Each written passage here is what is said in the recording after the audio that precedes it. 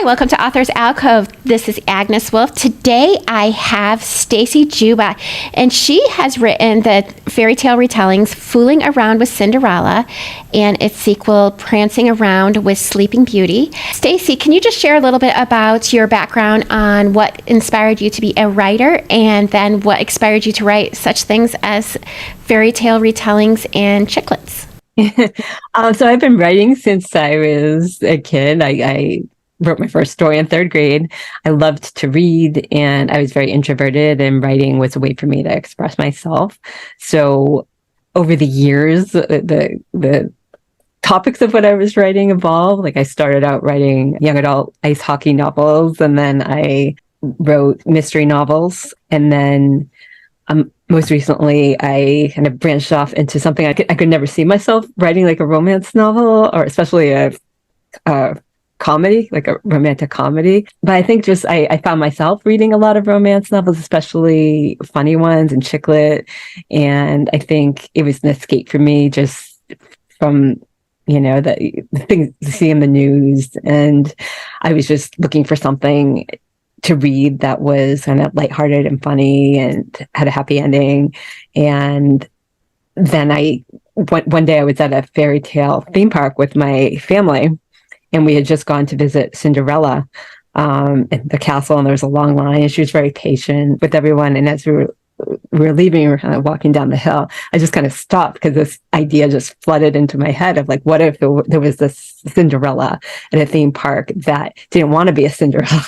And she was just a really reluctant Cinderella. And like, what if like she fell for her boss, who may or may not be her Prince Charming? And my husband was looking at me. He's like, "You have an idea for a book, don't you?" And I said, "Yeah, yeah." And then I was actually in the hotel room that night. I was scribbling it. Like I didn't have any paper with me. They just have like the little notepad and the pen that they give you like at the hotel. So I was just scribbling on these tiny bits of paper, these ideas. It just kind of came at me full force, and I realized I just really wanted to write something that was fun and just had like a happy ending, and that made me laugh as I was writing it. So what would you consider a chicklet?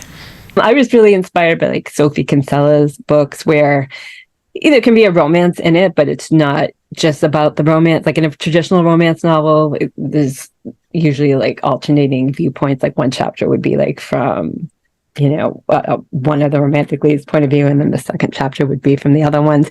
With the chicklet, it's just from the woman's point of view, and there can be a romance in it, but that's not necessarily the main crux of the book. It's also about her, her journey.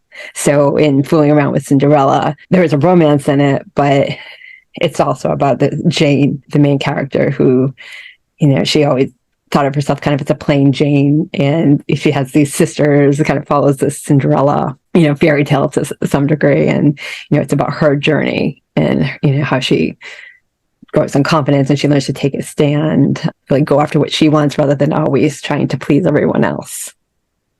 So how do you stay true to the story yet also adding your own little twist? At first, I did a lot of research. I didn't want to just look at the Disney version of Cinderella. I really looked back at the history of it, and there are so many. I was surprised that it started centuries ago, and there were so many different versions of it. So first, I just wanted to kind of familiarize myself with that. I like to outline, so I kind of did an outline that kind of followed to some way. Obviously, she's not like a maid who's who's sweeping floors or anything like that with her evil stepsisters. So, but when she starts, she's unemployed. She lost her job. She was interested in marketing and public relations, and she lost her job. And she had been working for a hospital. She wanted to promote something that was fun, and she was still kind of grieving the loss of her mother several years ago. And she just wanted this fairy tale theme park in her town was a place where she had happy memories of her mom. So she went and pitched herself as like that they needed to do marketing because their marketing was all kind of old fashioned and everything. And then Dylan, who's like the grandson of the people who started the park, he agrees to hire her part-time for marketing, but he can't give her full-time. What he really needs is a Cinderella, because they've had a string of failed Cinderellas. They called it the Cinderella curse. Like there was a goth Cinderella who showed up one day, like in combat boots and things like that. So it's kind of taking the aspect of the story, but just kind of, how can I make it funny, or how can I put a twist on it? Like her sisters, they're not stepsisters, but they're her actual sisters. But one of them is getting married, and she's kind of like a bridezilla, where she's not like bad, she's not like mean, but she can be kind of pushy and opinionated. Jane has to kind of learn to stand up to her. And she has another sister that's nicer, but she's like a single mom with a daughter, and she just kind of relies on Jane a lot to do babysitting and things like that. Again, she's maybe taking advantage of her, but not, she's not like the traditional mean Cinderella stepsisters, but kind of boundaries. Jane needs to kind of set up boundaries. So it's kind of things like that. And then there is a Prince Charming, who is the character who plays Prince Charming, but he's not actually her Prince Charming. The romance is really between her and Dylan, who's like her boss. So yeah, and then there's like a fitting of the shoe at the end, kind of. I love it. I love that you not only are retelling the story, but you also are having the actual Cinderella in the story by her having to be Cinderella. I love that. So it's kind of like that, like play inside a play sort of idea. Right.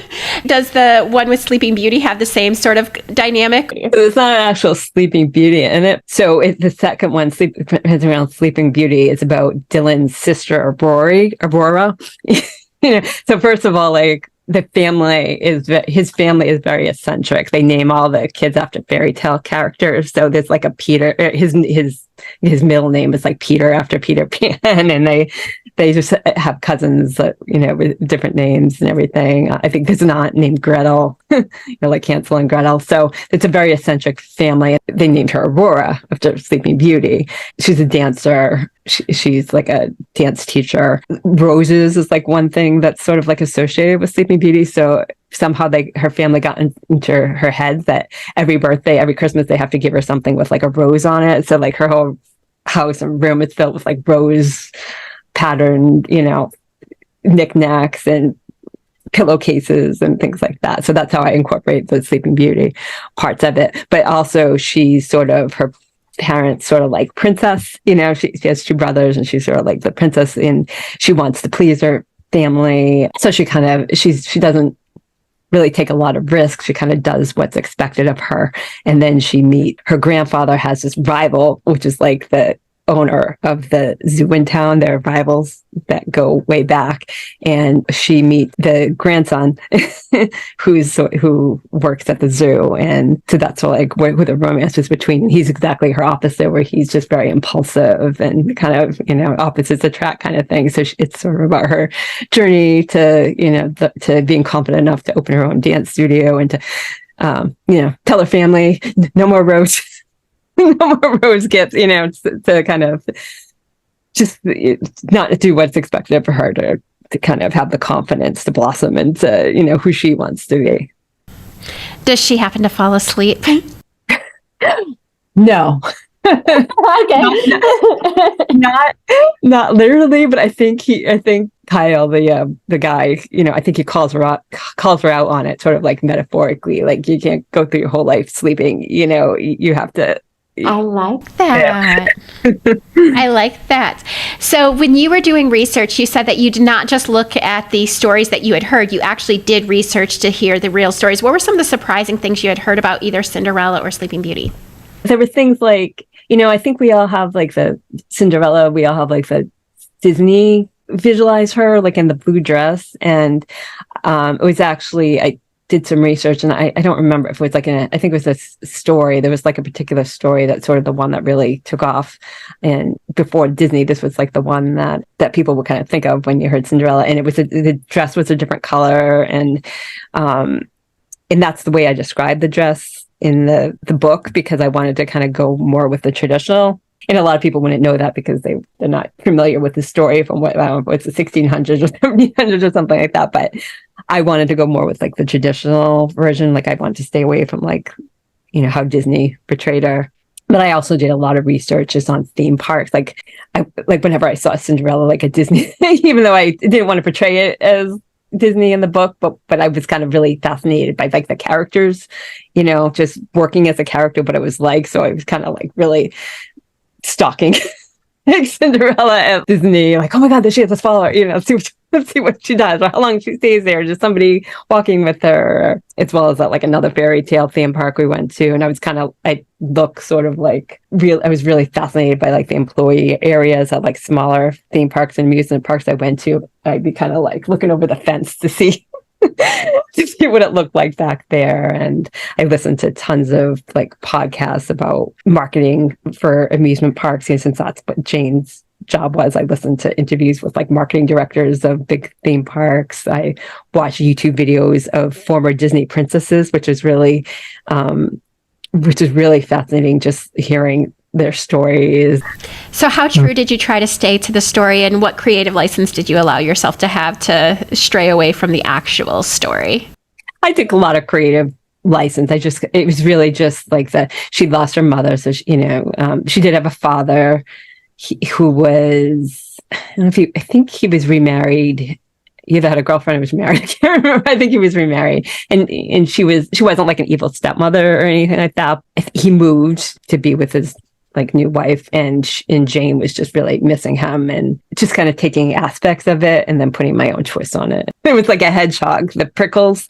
And I think she heard in the beginning, that's how she met the zookeeper, because she came out of her work and he had been doing some kind of presentation or something like with his, like the kids or something like that, where he had like a hedgehog or something with it in it. And I think she got pricked or something like that. I wrote it a long time ago. I haven't read it in a while, but I kind of used that to show like the pricking, because there was, like the spindle and Sleeping Beauty. So I just kind of look for fun little ways to put in elements of it, but putting my own twist on it. Nice. I love that. That sounds so fun. Do you have any more in the series that you're working on, or is it just going to be the two of them? Those are the only two I have now, but I have a bunch of ideas. I would like to do more. I'm thinking there's different characters in the book. There's like a girl who plays Red Riding Hood. So I'm thinking of something like wolfing around with Red Riding Hood. I like it. Like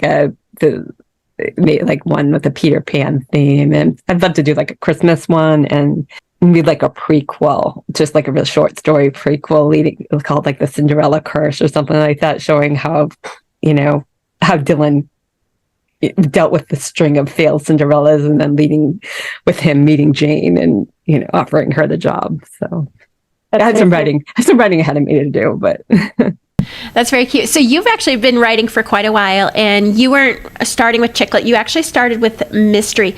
How is writing chick lit different than writing mystery? Yeah, mystery, like that's why I never saw myself writing chick lit, because mystery it seemed easier to me in the sense of like having this, just these established plot lines. Like you had to have suspects, there's like a murder or something, and then there's the suspects, and then there's, red herrings. It was sort of like this structure. And it's not easier. I don't want to say that, but at the time I thought for me, I thought just having this structure would be like easier for me. Cause then I was kind of like, well, what, if you don't have a mystery, like, like what's the conflict? What are the obstacles? If you don't have the murder, it's somebody trying to kill you, like for getting too close, like what is your plot? But I found that writing the chick lit really came a lot more naturally to me than I would have ever anticipated. So I think it's just about writing what you're interested in and what makes you excited. Like when I wrote the mysteries, I was very excited to write the mysteries. I was reading a lot of mysteries, and not that I still like mysteries, but it's sort of that my inspiration was I was just feeling like called in this other direction, and I was like, oh, I'm not quite. The chick lit doesn't seem to have that same structure of like, it doesn't have like the murder. It doesn't have like the, but so I found ways of having like an antagonist. Okay, so I need an antagonist who's not going to like kill anybody, but could still cause a lot of problems for, Jane or Rory. And what are some of the things, what are some of the obstacles that can happen? So it was just kind of trying something new. And I read a lot of chick lit, and and that helped. And I actually worked with an editor who had done a lot of chick lit, and that helped also. And she had actually worked at Disney World and and seen a lot of behind the scenes things. A very interesting story. I met her at a parade. It was like one of those things that was meant to be. Yeah, so it's just kind of had to learn how to write in a new genre. I think that's something that, any writer could, you might start out writing one kind of book and then try something different, and you just kind of have to learn the mechanics and learn the rules of that genre and, be open to learning and experimenting. So you had mentioned that there was somebody that kind of inspired you with the chick lit, but overall, who has been an author inspiration for you, or a book, even if it's just like a book that just really resonated with you? What would you say is the one inspiration that you had found through a book or author? The book that inspired me to really start writing so young was The Outsiders by S.E. Hinton. I just loved that book growing up, and I was just really inspired that she wrote it so young. And I wanted to get a book published when I was a teenager, like she did, and actually ultimately I did. I published my first book, my young adult hockey novel, Face Off, when I was 18. But as far as like chick lit, I think it was reading Sophie Kinsella's books, like Confession of a Shopaholic, that really kind of introduced me to the genre. And I was laughing out loud, and I was like, this is just funny, and I want to write something that makes people laugh out loud, and that's just fun and just really light. So I think I read all the books in her series, and she's written several others. So I try to stay on top of what she's writing, because I think she's like the chick lit queen, I think. That's awesome. And thank you so much for being part of Authors Alcove. I really appreciate it. This is actually our second interview. You had talked a little bit about shortcuts for writers in an earlier episode that I have on my Teaching Tuesdays. But I asked you then, and I'm going to ask you again, what is one piece of advice you would give to a not yet published author? And so let's see. I'll say something different than what I said last time.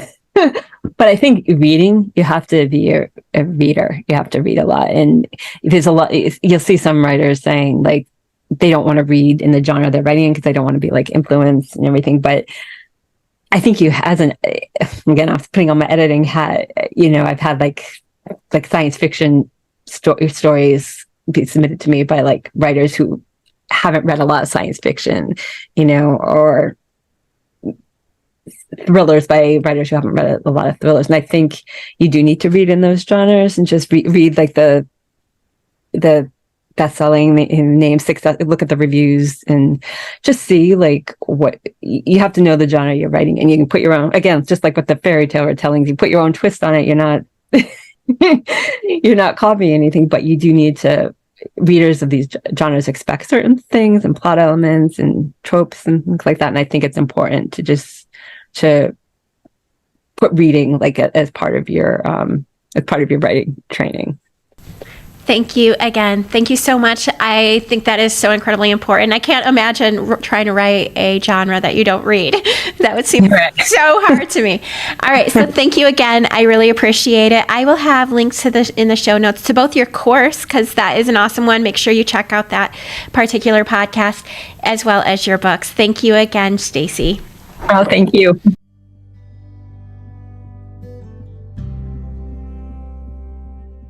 This is Authors Alcove, where writers learn from writers. Readers get the inside scoop, and everyone learns something. An episode comes out every Wednesday where writers share their latest work. Every other Tuesday, where us writers get taught by such experts as editors, book cover artists, and marketing execs, and beyond. So grab a cup of coffee, and let's dive into our next book.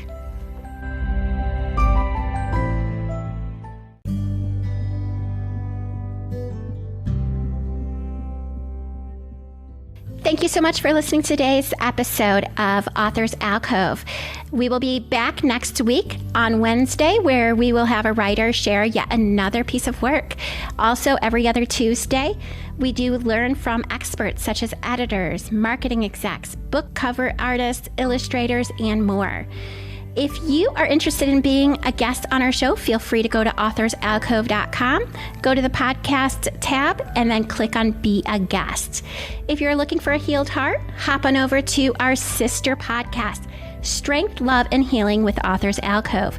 You can find that on Spotify and the Apple Podcast. Thank you so much for listening today. Have a great day.